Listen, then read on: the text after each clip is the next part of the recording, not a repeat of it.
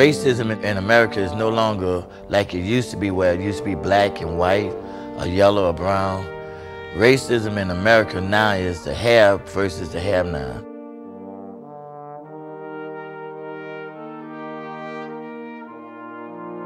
I think we're all afraid that something like this could happen to any of us.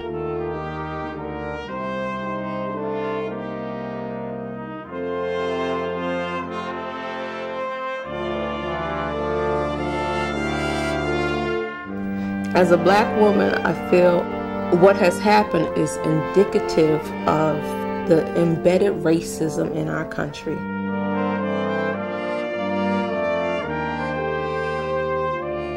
I'm a camera operator. Working in television, we paint a picture to the world that French Quarter, Bourbon Street, Uptown, all those areas, they look fine. You walk a couple blocks over and see what it really looks like. It looks exact way that it did 19 months ago. Everybody in America ought to be outraged. We cannot reconstruct a city in a time of peace. If we wanted to do it, we could do it.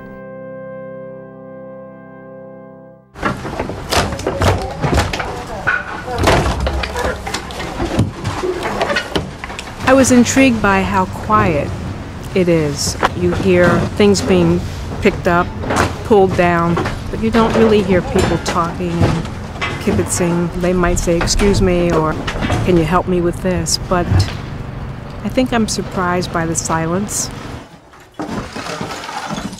I'm here for faith reasons. I'm here for taking care of each other reasons. I mean, going in just now and trying to empty this house out and take it down to the beam so they can come back and rebuild it. It's hard, man, because, you know, family had their life in there.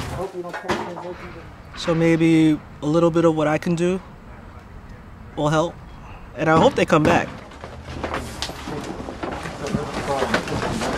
It's a completely destroyed house. CDs and toys and sofas and nothing recognizable, and the smell is intense, and in a hot, weird suit, and, you know, you're hearing your own breath and thinking about people living there, and it's sad. It's very sad.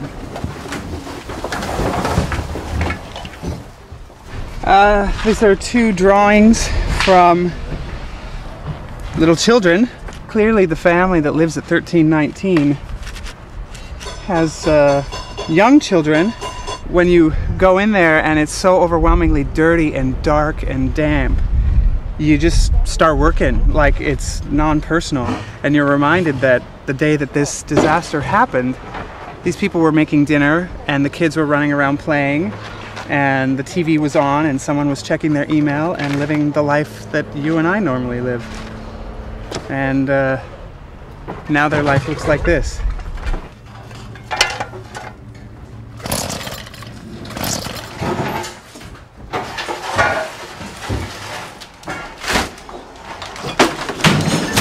When it first happened, I donated clothes and, you know, canned goods and food. But it's not really, it's not the same as just being here and seeing for myself. You know, you feel closer to the people who were here and who went through this. I mean, there's houses that people live in and their neighbors are not here anymore. If we were really serious, you know, as a nation, oh yeah, we could have this done in no time.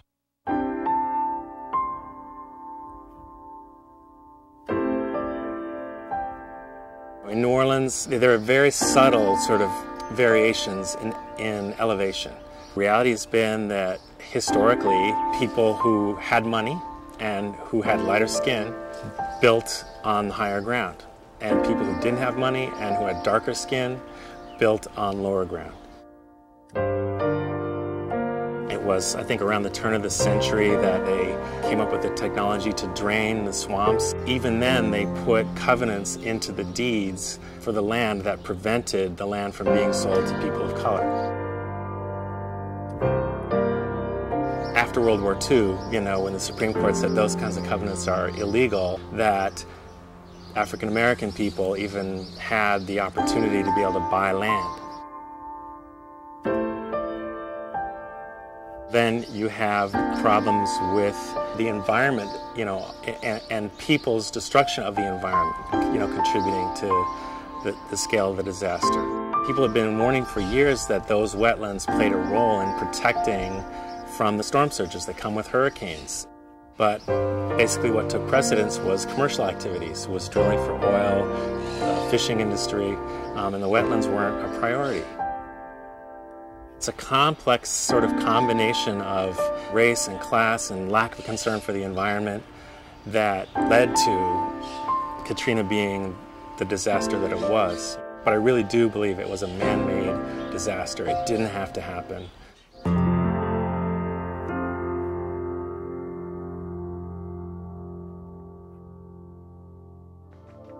This is the St. Bernard housing development. Yes. Pre-Katrina, this development was home to maybe over 10,000 people. Is that right? Even though the capacity and the unit space is not conducive for that.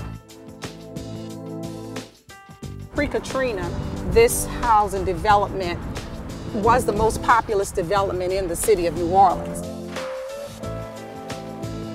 Now it's quiet. If this was 2005, they moved the people as far as Atlanta, Houston. Yep. How high did the water go? The water was approaching the second floor. It didn't get to the second floor.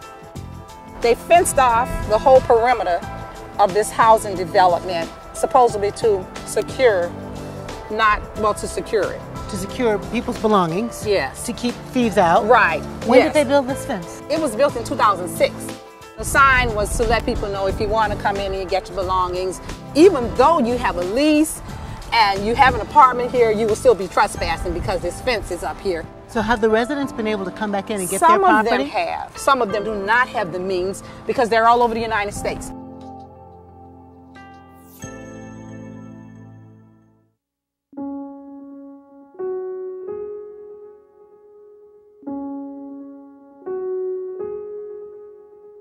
New Orleans is a hurricane city. We get hurricanes like it's a drop in a hat. We was prepared for the hurricane. Really, we were.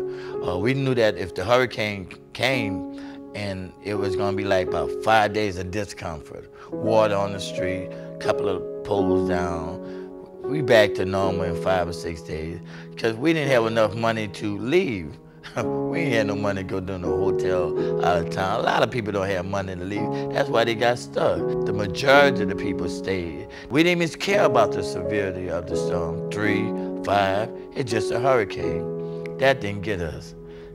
Katrina came just like Bessie came. And then we said, something wrong, because the sun is shining and the water is rising. That don't go with hurricane. Word came out as the levee broke. That's when we knew we was in trouble. Because our levee system take all our sewage, the waste started coming into the city, the contamination. And when the levee broke in so many different places,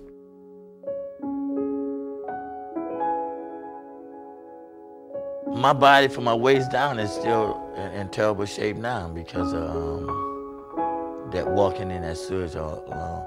People, I tied bodies on posts.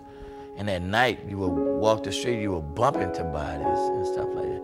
You smell it. I'll never forget the smell of dead and rotten flesh and seeing it, how disturbed it was. I tied a good friend of mine on a post and I kept asking the National Guard, please come take his body.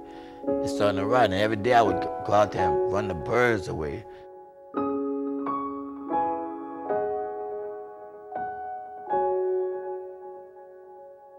I ended up in the Hilton with my sister because she was a manager there. One night, while the police were trying to stay there to keep us safe, they had 15 men come, and they say they came to rape the women and kill whoever they could kill to take the food that we had. And the 3 police that were there, thank God, they drew their guns and they told them that you're gonna have to kill us all to come in here and take these women and kill them. So they kind of like protected us, and the police called us all down out the rooms and asked all of us, do anybody have any weapons? Well, nobody thought to take no weapons while you were running from the water. They were telling us we're gonna have to get out of there because the water was traveling and it was coming our way. So at the time, my sister had her husband's truck. So I was telling her, I said, we gotta go. We gotta get out. So the police sit us down. He said, you all are females. He said, but they taking the trucks and the vehicles from you women. He said, when you go out there, there's war. They're gonna take these vehicles. He said, what you need to do is put the gas to the metal. He said, y'all drive as fast as you can. He said, I'm gonna tell you another thing. They're gonna surround the truck. He said, run over them to get out. And as we was going on the bridge, all the people came out. And me being a Christian person, I said, oh my Lord, help us. And my sister was saying, Gussie, the people, I said, Cheryl, run over them. I said, just keep speeding. I said, God, move them as we drive. So they did. As they saw we weren't gonna stop, and we kept speeding, they started moving out the way. But we saw the lady behind us slowed her car down, and they took her out of her car, and they beat her and threw her in the water, and they took her vehicle. We saw babies and everything as we was going. And I said, oh my God, I said, sister, just keep driving.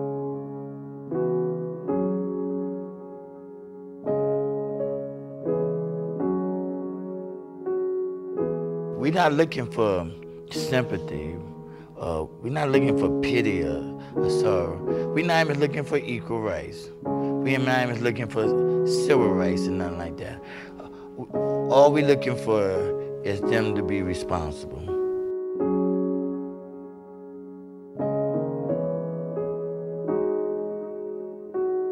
New Orleans, it's a city of layers, of time. There's a smell here, there's an aroma of plants and decay of many, many hundreds and hundreds of years. It's very powerful.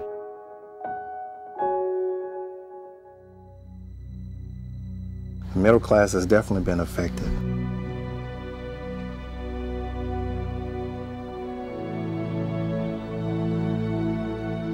When I'm here, I have a place across the river that I'm staying in. I have an apartment in Dallas, Texas that I have to pay for. I have a place on the West Bank in New Orleans that I'm paying for. And if I'm not there, I'm living with relatives. So I'm scattered. The government didn't help me to pay off the mortgage. The insurance monies that I received paid it off.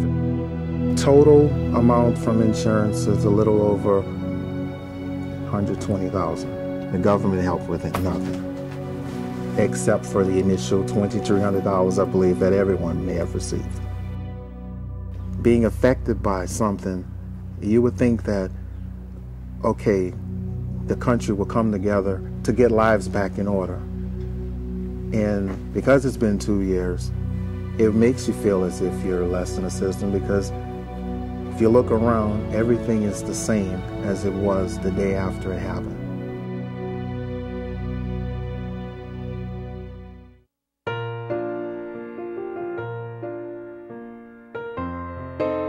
We who have power to share, we who have resources to share, we who have goods that others don't have. When we bring something to people, we actually have just as much to get from their courage, from their wisdom, from their patience, from their anger, from their sense of injustice. That is a gift to us. We're really clear that mission is a conversation, that we have something to give, but we really have something to receive. Human beings together can triumph.